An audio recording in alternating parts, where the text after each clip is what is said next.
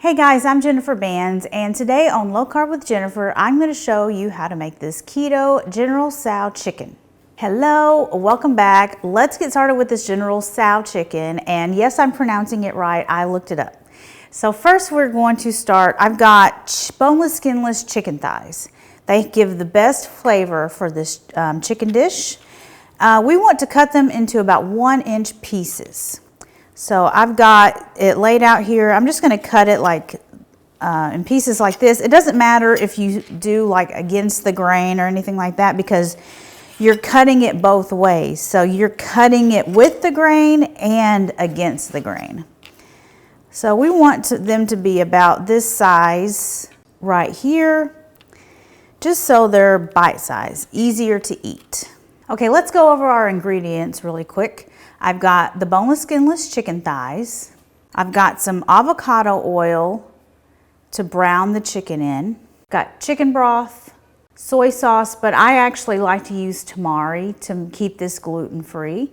We've got sriracha for a little bit of spice, rice vinegar, minced garlic, some sweetener, some xanthan gum to thicken this up, and some green onions for garnish.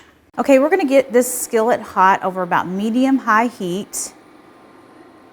And I'm gonna add 2 tablespoons of avocado oil. Okay, let's add the chicken to the pan. Got about 1.5 pounds of boneless, skinless chicken thighs.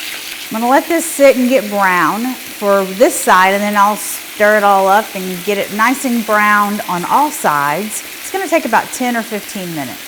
Our chicken is about finished, so I set that to the side while I make our sauce. Got a little bowl, and I'm gonna add 1/2 cup of chicken broth, 3 tablespoons of tamari, 1 tablespoon of sriracha, 1 tablespoon of rice vinegar, 1/4 cup of granulated sweetener, 2 cloves of minced garlic, and 1/2 teaspoon of xanthan gum. So let's stir that all together. Okay, now we're gonna add the sauce to the pan.